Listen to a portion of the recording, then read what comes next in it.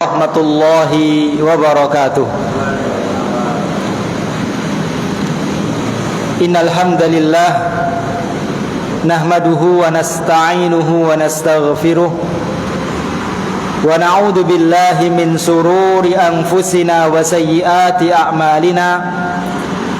May yahdihillahu fala mudhillalah wa may yudlil fala hadiyalah.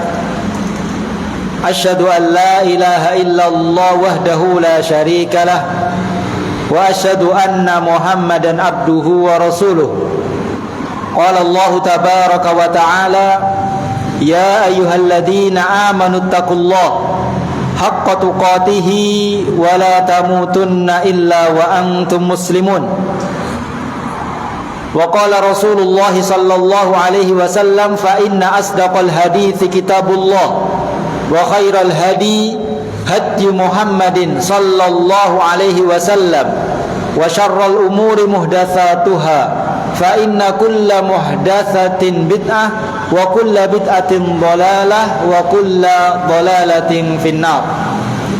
Allahumma salli wa sallim wa barik wa an'im ala nabiyyina Muhammadin wa ala alihi wa ashabihi wa man tabi'ahum bi ihsanin ila yaumiddin. Amma ba'du, kaum muslimin muslimat, jamaah kajian Masjid Asy-Syuhada rahimani Allah wa iyyakum wa a'azzani Allah wa iyyakum jami'an. Alhamdulillah, senantiasa kita terus bersyukur kepada Allah Subhanahu wa taala atas segala limpahan nikmat yang Allah Subhanahu wa taala berikan kepada kita, sehingga pada kesempatan kali ini alhamdulillah kita dapat menjalankan salah satu kewajiban kita, mengamalkan salah satu amal ibadah yang sangat agung nilainya di sisi Allah Subhanahu wa taala, yaitu thalabul ilmi, mempelajari ilmu agama.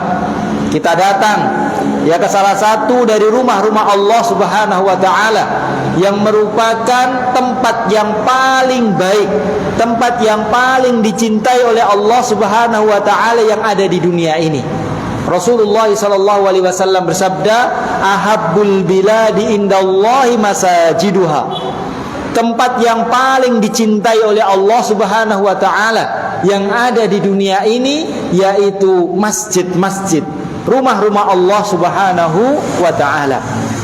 Alhamdulillah, ya sekarang kita berada di tempat yang paling baik, di salah satu dari rumah-rumah Allah Subhanahu wa ta'ala, dalam rangka untuk thalabul ilmi, sama-sama ya belajar, mempelajari ilmu agama. Kaum muslimin muslimat rahimani Allah wa iyyakum jami'an, ya ini kita akan melanjutkan materi kajian kita yang kita pelajari di setiap hari Jumat pekan yang kedua dan pekan yang ketiga, yaitu hak-hak di dalam Islam. Hak-hak di dalam Islam. Yang sudah kita sampaikan hak-hak apa saja? Hak Allah Subhanahu wa taala, hak Rasulullah sallallahu alaihi wasallam, hak seorang muslim atas muslim yang lain. Hak apa lagi? Hak hari Jumat. Kemudian pada kesempatan kali ini insyaallah kita akan melanjutkan, yaitu hak-hak Al-Qur'an. Hak-hak Al-Quran yang harus kita tunaikan selaku seorang muslim.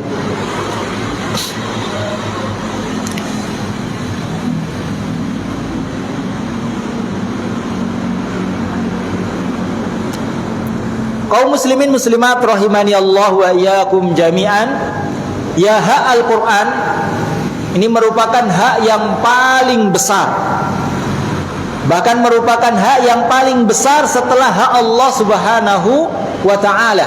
Di dalam kitabnya, di dalam kitab ya al-huququ fil Islam, hak-hak di dalam Islam, hak Al-Quran ini ya menempati ya tempat yang kedua setelah hak Allah Subhanahu wa ta'ala. Cuma ini baru kita sampaikan karena dulu terlewat. Jadi hak yang paling penting.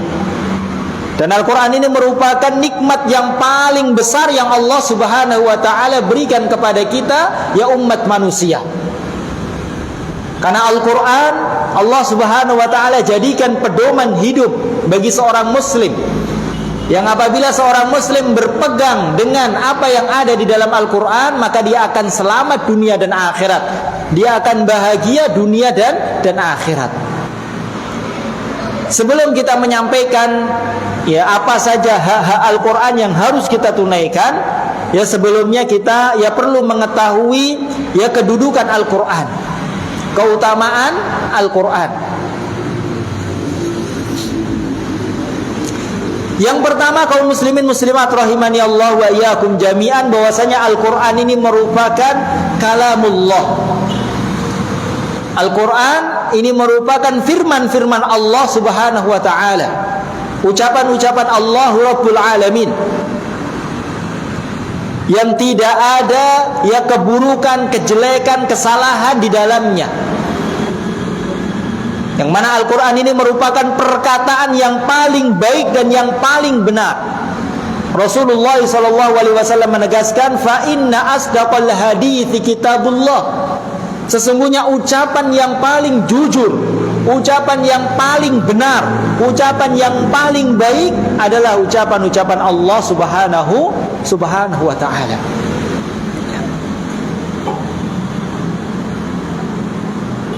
Al-Quran adalah firman Allah Subhanahu wa ta'ala,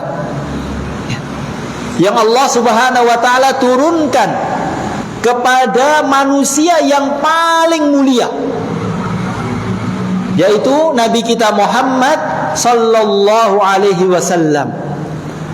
Allah turunkan kepada manusia yang paling mulia melalui perantara malaikat yang paling mulia.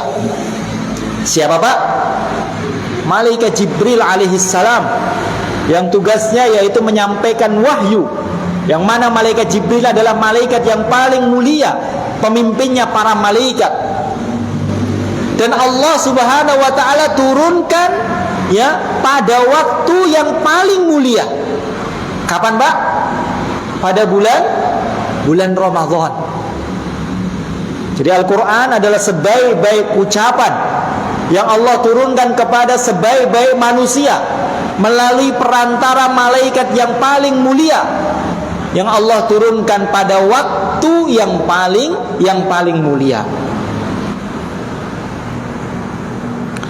Di dalam surat Asy-Syu'ara, Allah Subhanahu wa ta'ala berfirman, wa innahu latanzilu rabbil alamin. Sesungguhnya Al-Quran itu diturunkan dari Rabbul Alamin.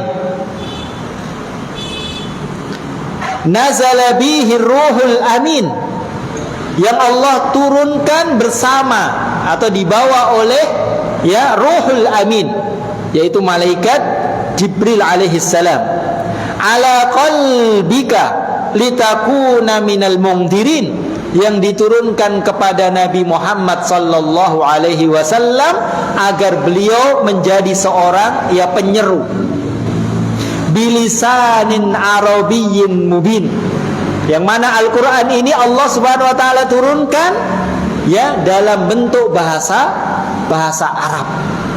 Al-Quran ini bahasa Arab ya. Makanya para ulama mengatakan ya bahasa Arab merupakan bahasa yang paling baik, bahasa yang paling sempurna dari semua bahasa yang ada di dunia ini. Kata para ulama, seandainya ada bahasa yang lebih baik, yang lebih sempurna dari bahasa Arab, maka niscaya Allah akan menurunkan Al-Quran dengan bahasa tersebut. Tapi karena tidak ada yang baik ya melebihi bahasa Arab, maka Allah turunkan Al-Quran dengan menggunakan bahasa Arab. Maka dari sini ya kita dianjurkan, ya bahkan sebagian diwajibkan ya untuk belajar bahasa Arab agar kita ya bisa memahami ya sebenar-benarnya ya kandungan dari Al-Qur'an tersebut. Dan Al-Quran ini isinya adalah 3 perkara. Isi Al-Quran ini ada tiga hal. Yang pertama adalah perintah, yang kedua larangan, kemudian yang ketiga adalah khabar, berita. Di Al-Quran ya isinya ada 3 macam: perintah, larangan, atau berita. Kalau perintah ya kita kerjakan, kalau larangan harus kita tinggalkan, kalau berita harus kita benarkan. Nah, semua berita, semua kabar yang ada di dalam Al-Quran semuanya adalah benar. Entah itu berita-berita yang berkaitan tentang ya umat-umat terdahulu, atau ya berita-berita yang berkaitan tentang peristiwa-peristiwa yang belum datang, yang akan datang nanti pada hari kiamat. Kemudian yang kedua, ya bahwasanya Al-Quran ini yang merupakan cahaya yang menerangi hati seorang muslim. Kata Allah Subhanahu wa taala dalam surat An-Nisa ayat yang ke-174, Allah berfirman, "Ya ayyuhan nas, qad ja'akum burhanum mir rabbikum wa anzalna ilaikum nuram mubina." Wahai sekalian manusia, sungguh telah datang kepada kalian burhan, yaitu Rasulullah sallallahu alaihi wasallam, dan Allah turunkan bersama beliau nuran, cahaya, yaitu Al-Quran. Oleh karenanya ya dikatakan bahwasanya nikmat yang paling besar yang Allah berikan kepada kita yaitu nikmat diutusnya Rasulullah sallallahu alaihi wasallam dan diturunkannya Al-Quran kepada kita. Kemudian yang ketiga, ya bahwasanya Al-Quran ini Allah Subhanahu wa taala sifati bahwasanya dia itu adalah obat. Al-Quran adalah syifa. Al-Quran adalah penyembuh. Entah itu ya obat atau penyembuh untuk hati, penyakit-penyakit hati, dan juga penyakit-penyakit jasad.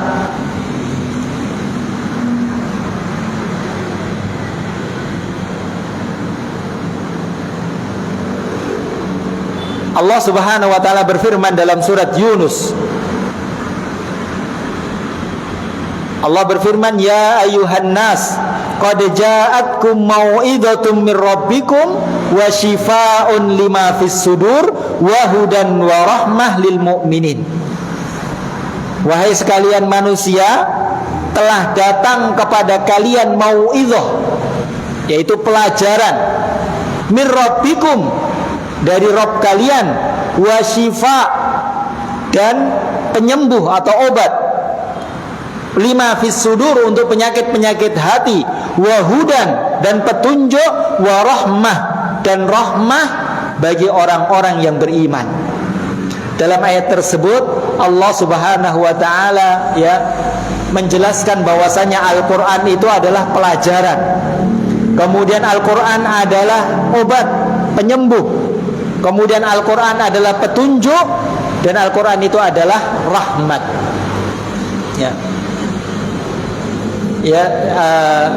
Syekh Muhammad bin Shalih Al-Utsaimin beliau mengatakan bahwasanya yang dimaksud Al-Quran itu adalah obat atau penyembuh, yaitu obat untuk penyakit hati dan obat untuk penyakit jasad. Hati jelas, kalau hati ya manusia ini ya kok sakit keras ya atau yang lainnya ya, maka dengan Al-Quran ya hati ini akan menjadi lembut, menjadi bersih. Begitu juga Al-Quran dapat menyembuhkan penyakit jasad. ya, penyakit jasad, yaitu dengan meru'yah. Ya, apabila ada ya bagian tubuh kita yang sakit, kemudian kita ru'yah dengan Al-Quran, maka dengan izin Allah Subhanahu wa ta'ala, maka Al-Quran itu bisa mengobati. Ya, bisa mengobati, terutama adalah surat-surat ya tertentu. Surat Al-Fatihah, ya surat Al-Fatihah, ya surat Al-Mu'awwidhatain, Qul a'udzu birabbil falaq, Qul a'udzu birabbin nas, ayat kursi, dan surat-surat tertentu. Ya. Tapi ya dijelaskan oleh para ulama, ya Al-Quran ini bisa menyembuhkan penyakit jasad, ya, penyakit jasad, penyakit tubuh, yaitu perlu keyakinan dan keimanan yang kuat. Perlu keyakinan dan keimanan yang kuat.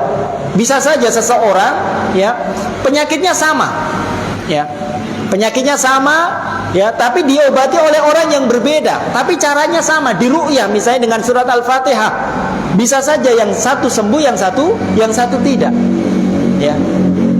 Apa yang menentukan sembuh dan tidaknya, yaitu keyakinan, keimanan yang kuat, ya, keimanan yang kuat, ya, kejujuran, ya, keyakinan bahwasanya Al-Quran bisa menyembuhkan, maka ini yang menyebabkan Al-Quran itu bisa menyembuhkan.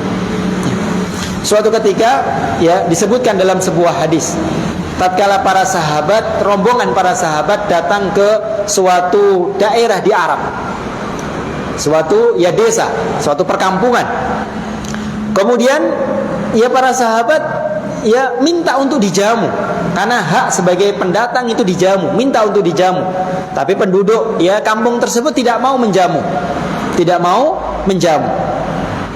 Kemudian ya penduduk kampung bertanya, apakah di antara kalian ada seseorang yang bisa meru'yah? Karena pembesar kami, pemimpin kami ya sedang sakit, ya sedang sakit, kakinya lumpuh karena disengat kalajengking, sehingga badannya panas dan yang lainnya, tidak bisa jalan dan yang lainnya. Ya, maka sebagian sahabat mengatakan ada di antara kami yang bisa meru'yah. Kemudian ya diru'yahlah dengan surat Al-Fatihah. Dibacakan surat Al-Fatihah, ya kemudian dengan izin Allah Subhanahu wa taala kemudian sembuh. Kemudian sembuh, baru setelah sembuh ya para sahabat dijamu. Ya, dijamu. Ya para ulama mengomentari ya kesembuhan itu karena keyakinan yang kuat dari sahabat tersebut. Keimanan yang kuat ya sehingga menumbuhkan kekuatan yang luar biasa. Ya. Kemudian kaum muslimin muslimat rahimani Allah wa iyyakum jami'an.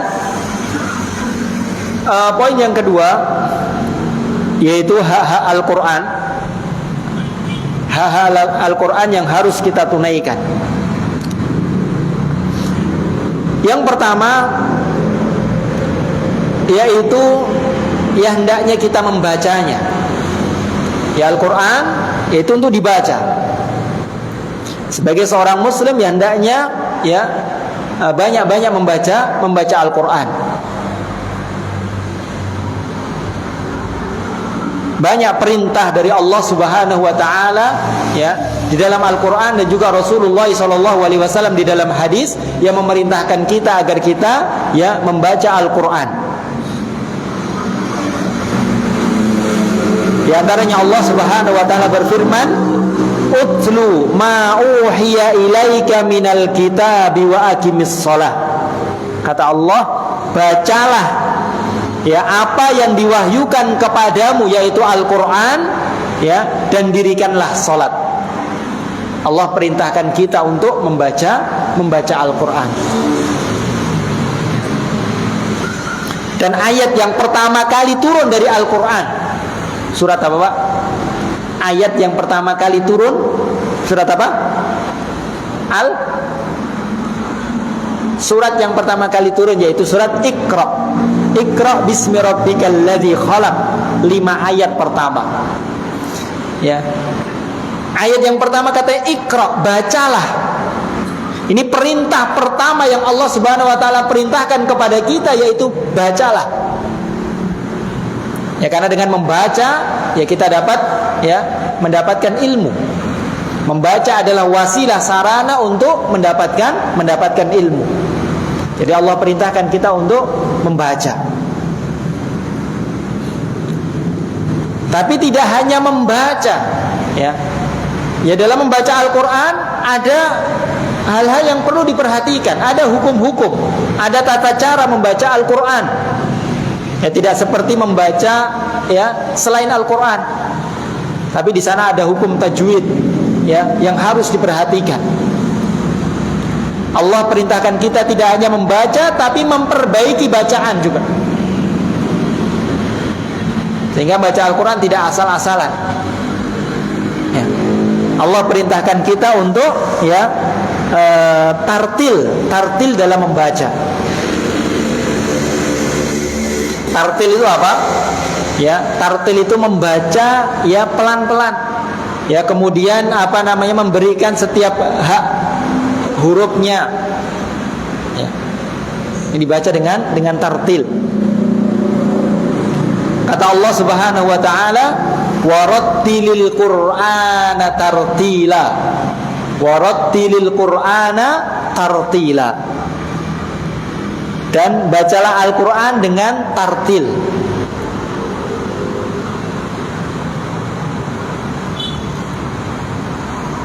Dalam surat Al-Baqarah ayat yang ke-121 Allah Subhanahu wa taala berfirman, "Alladzina atainahumul kitaba yatlunahu haqqa tilawatih." Yaitu orang-orang yang kami berikan kepada mereka Al-Qur'an, kemudian mereka membacanya dengan sebenar-benarnya. Dia membacanya tidak asal-asalan. Ya. Apalagi ya sampai apabila salah dalam membaca kemudian ya sampai merubah makna, maka ini ya berbahaya ya. Ini berbahaya. Kemarin wa na'udzubillahi min dzalik. Kemarin ya tidak lama, beberapa hari yang lalu saya pergi sholat terlambat gitu ya, kemudian ada jamaah baru. Saya juga terlambat, kemudian saya sholat di belakangnya, jamaah baru. Sholat wa na'udzubillahi min dzalik, membaca sholat maghrib jahar. Sholat maghrib ya, imamnya membacanya ini bukan imam asli itu, imam imam kedua, imam terlambat, imam masbuk gitu ya, imam masbuk gitu. Ini kalau surat yang lainnya tidak masalah, ini surat Al-Fatihah. Al-Fatihah itu adalah rukun dari sholat. Rukun dari sholat. Dia baca ya salahnya luar biasa, yaitu khata' jali, salah yang parah, salah yang merubah makna. Akhirnya kita beberapa orang setelah sholat, maksudnya saya dengan teman-teman yang lain dari pondok, setelah sholat ya semuanya sepakat kita ulangi sholatnya. Akhirnya selesai sholat kita sholat lagi. Ini bahaya kalau membaca Al-Quran ya sembarang. Maka dari sini ya perlu bagi kita untuk belajar ya cara membaca Al-Quran. Dan alhamdulillah di sini ada kajiannya ya, tahsin, alhamdulillah. Ya. Jadi di sini ya Allah Subhanahu wa taala tidak hanya memerintahkan kita untuk membaca Al-Qur'an ya, tapi kita diperintahkan untuk memperbaiki bacaan Al-Qur'an. Adapun keutamaan membaca Al-Qur'an, kaum muslimin muslimat rahimani Allah wa iyyakum jami'an. Ya. Keutamaan membaca Al-Qur'an, Rasulullah sallallahu alaihi wasallam bersabda, "Man qara'a harfan min kitabillah falahu hasanatun wal hasanatu bi asri amsalihha." Barang siapa yang membaca satu huruf saja dari Al-Qur'an, membaca satu huruf dari Al-Qur'an, maka dia mendapatkan satu kebaikan, dan satu kebaikan tersebut akan dilipat gandakan oleh Allah menjadi 10 kebaikan. Wala aqulu alif lam mim harfun. Saya tidak katakan alif lam mim itu harfun, satu huruf, tidak. Walakin alifun harfun, wa lamun harfun, wa mimun harfun. Tapi alif satu huruf, lam satu huruf, mim satu huruf. Berarti kalau orang baca alif lam mim mendapat berapa kebaikan, Pak? Ya. 30 kebaikan. Ini baru alif lam mim. Maka kalau kita baca 1 juz ya, 2 juz, Masya Allah ya, berapa kebaikan yang akan kita dapatkan. Kemudian Al-Quran yang kita baca ya, nanti pada hari kiamat dia akan memberikan syafaat untuk kita. Nanti dia akan datang kepada Allah Subhanahu wa taala memintakan syafaat. Kata Rasulullah sallallahu alaihi wasallam, "Iqra'ul Qur'an fa innahu ya'ti yaumal qiyamah syafi'an li ashabihi." Bacalah Al-Qur'an. Karena sesungguhnya Al-Qur'an nanti datang kepada kalian untuk memberikan syafaat. Memberikan syafaat. Di dalam hadis yang lain Rasulullah mengatakan Al-Qur'an itu datang kepada Allah. Kemudian Al-Quran itu berbicara kepada Allah, "Ya Rabbi, mana'tuhu anin naumi bil laili fasyafi'ni fih." Ya Allah, saya telah menghalang-halangi hambamu ini dari istirahatnya di malam hari karena membaca Al-Quran. Fasyafi'ni fih, maka izinkan saya untuk memberikan syafaat kepadanya ya Allah. Maka Allah Subhanahu wa taala pun mengizinkan Al-Qur'an untuk memberikan syafaat. Ya. Semakin banyak ayat-ayat Al-Qur'an kita baca, maka akan semakin banyak pertolongan yang akan kita dapatkan dari Al-Qur'an. Semakin banyak ayat-ayat Al-Qur'an yang kita baca, maka semakin tinggi derajat kita nanti di surga. Disebutkan oleh Rasulullah sallallahu alaihi wasallam ya, bacalah dan tartilkan Al-Quran, fa inna manzilataka inda akhiri ayatin taqra'u biha. Kata Rasulullah sallallahu alaihi wasallam, bacalah Al-Quran dan tartilkan ya bacaan kalian, karena sesungguhnya kedudukanmu nanti di surga itu sesuai dengan ayat terakhir yang engkau baca dari Al-Quran. Semakin kita membaca Al-Quran berarti semakin tinggi derajatnya. Kita baca lagi, ditinggikan lagi oleh Allah Subhanahu wa ta'ala ya.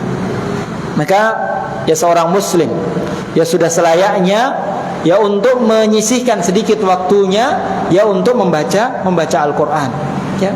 1 jam sehari ya, atau 2 jam sehari. Khatamkan Al-Quran ya paling baik 3 hari sekali. Kalau bisa itu paling baik ya. Karena para ulama ya menjelaskan tidak boleh menghatamkan Al-Quran kurang dari 3 hari. Karena khawatir nanti bacanya ya cepat ya. Khatamkan 3 hari sekali. Nggak mampu sepekan sekali. Mampu nggak Pak sepekan sekali? Nggak mampu sebulan sekali. Sebulan sekali? Nggak mampu. Terus berapa ini? Setahun sekali. Ya. Baik. Ya. Jadi intinya ya kita sempatkan waktu ya berapa jam sehari ya untuk membaca Al-Qur'an. Dan alhamdulillah sekarang ya membaca Al-Qur'an mudah. Ya, bisa kita langsung membaca dari Al-Qur'annya, bisa dengan menggunakan aplikasi HP Al-Qur'an bisa. Ya, tatkala kita nggak bawa Al-Qur'an, kita bawa HP-nya diisi aplikasi Al-Qur'an bisa baca. Kalau kita nggak bawa Al-Qur'an, nggak bawa HP-nya mati, bisa membaca dengan hafalan. Yang kita hafal kita baca sambil naik motor, sambil apa kita baca. Al-Fatihah terus yang hafal Al-Fatihah. Surat pendek baca gitu. Ya. Ini yang pertama. Hak Al-Qur'an yang pertama yaitu hendaknya kita ya senantiasa membacanya. Yang kedua yaitu mentadabburinya. Mentadabburi.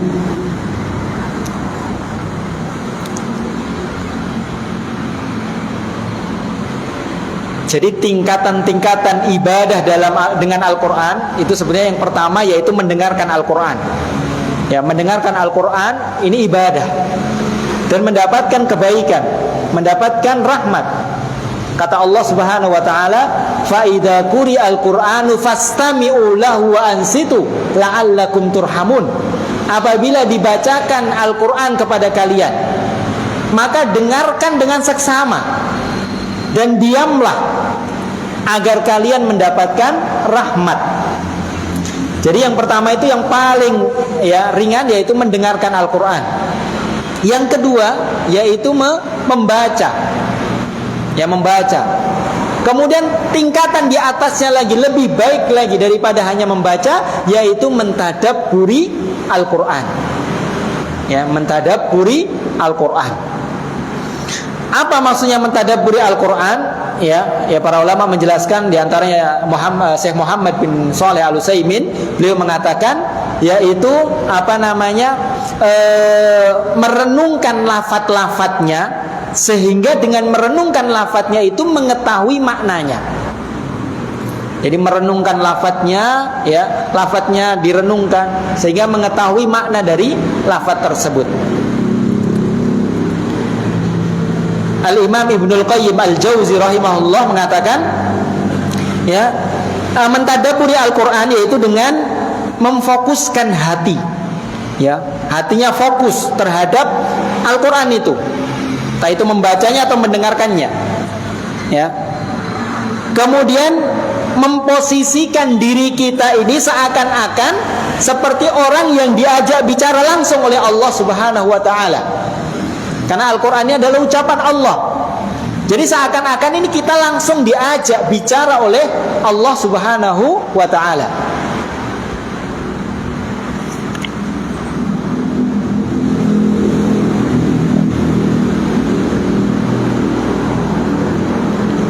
Ini ya mentadabburi Al-Qur'an. Dan Allah Subhanahu wa taala di dalam banyak ayat memerintahkan kita untuk mentadabburi Al-Qur'an. Di antaranya Allah berfirman dalam surat Muhammad ayat yang ke-24. Allah berfirman, "Afala yatadabbaruna al-Qur'an am 'ala qulubihim aqfaluha." Afala yatadabbaruna al-Qur'an am 'ala qulubin aqfaluha. Apakah kalian tidak mau mentadabburi Al-Qur'an, ataukah memang hati-hati kalian ini telah terkunci? Ya. Allah perintahkan kita untuk mentadabburi Al-Qur'an. Dalam ayat yang lain dalam surat Shad ayat yang ke-29 Allah berfirman, "Kitabun anzalnahu ilaika mubarakun liyatadabbaru ayatihi wa liyatadakkaru ulul albab." Kata Allah, kitab Al-Qur'an yang Allah turunkan kepadamu yang penuh dengan keberkahan agar kalian ini mentadabburinya, mentadabburi ayat-ayatnya, dan agar orang-orang yang memiliki akal itu dapat mengambil pelajaran dari Al-Qur'an tersebut. Jadi Allah memerintahkan kita untuk mentadabburi Al-Qur'an.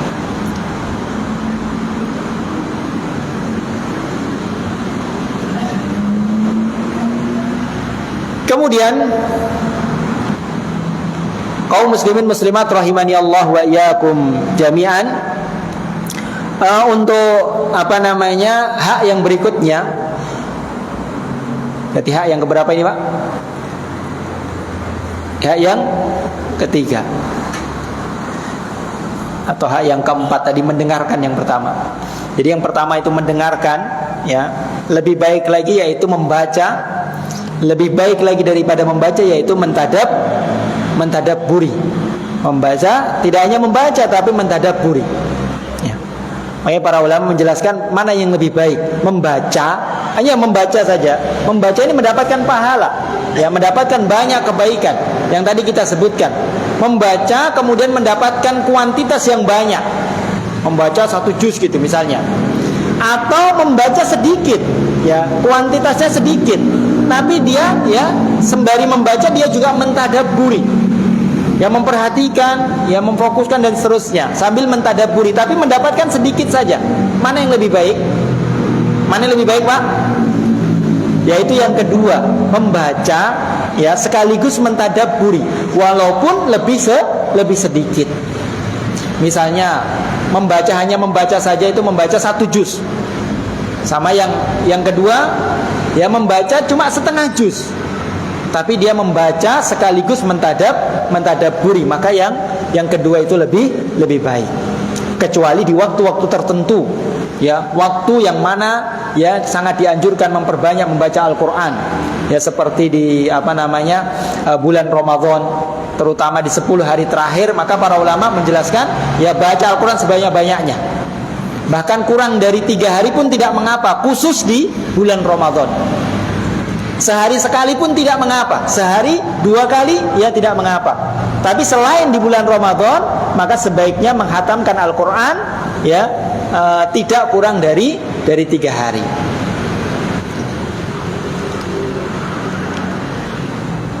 Kemudian hak yang berikutnya,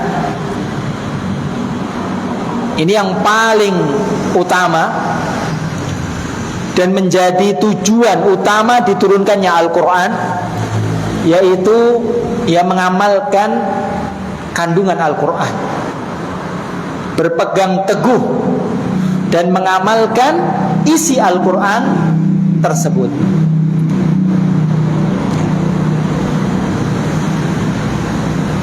Dan ini ya sekali lagi, ini yang menjadi tujuan utama ya Allah Subhanahu wa taala menurunkan Al-Qur'an, yaitu agar kita ini bisa mengamalkan Al-Qur'an tersebut.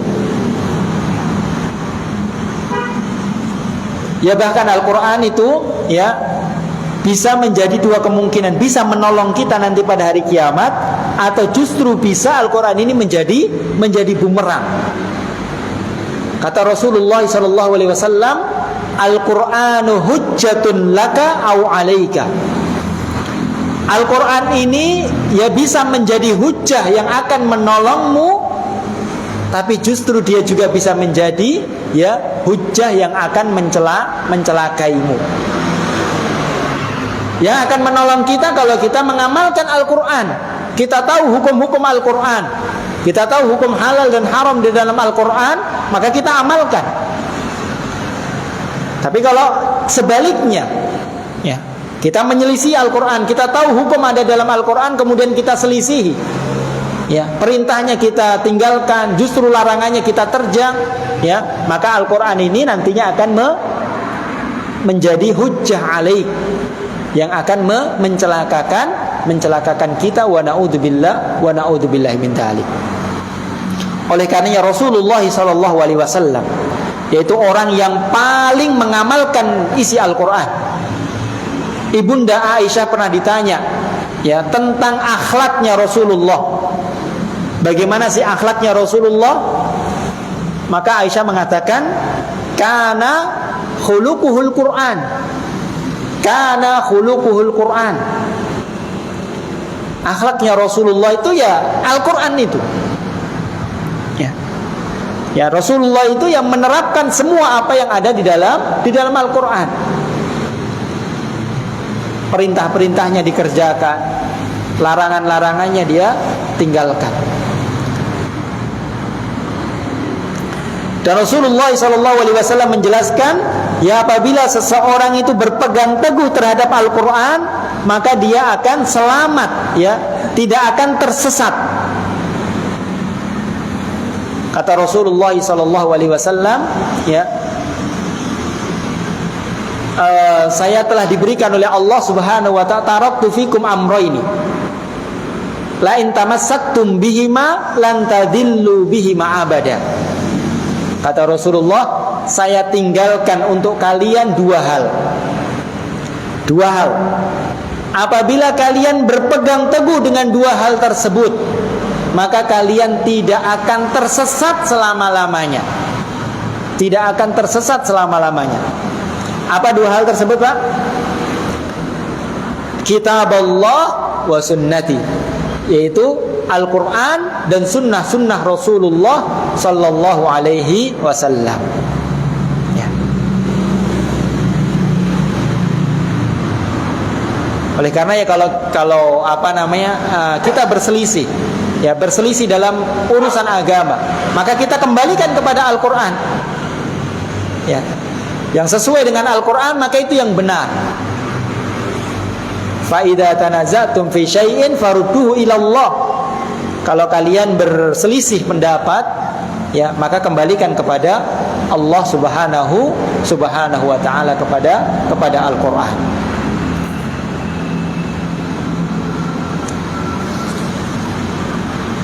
Ya, ini kaum muslimin muslimat rahimani Allah wa iyyakum jami'an, ya, inilah hak Al-Qur'an, 4 hak Al-Qur'an yang hendaknya kita tunaikan, yaitu mendengarkan Al-Qur'an, membaca Al-Qur'an, mentadabburi Al-Qur'an, dan yang terakhir yang paling utama yaitu mengamalkan Al-Qur'an. Ya, kita memohon kepada Allah Subhanahu wa taala agar Allah Subhanahu wa taala senantiasa ya memberikan kepada kita ilmu yang bermanfaat, memberikan kepada kita taufik dan hidayahnya, sehingga kita bisa terus beriman kepada Allah, mengamalkan Al-Qur'an, ya berada di atas jalan Allah Subhanahu wa taala sampai kita bertemu dengan Allah Subhanahu wa taala. Baik, kita cukupkan ya kajian pada kesempatan kali ini. Ada benarnya datang dari Allah Subhanahu wa taala, ada salahnya datang dari kebutuhan saya pribadi. Kita akhiri, subhanakallahumma wa bihamdika asyhadu an la ilaha illa anta astaghfiruka wa atubu ilaik. Wassalamualaikum warahmatullahi wabarakatuh.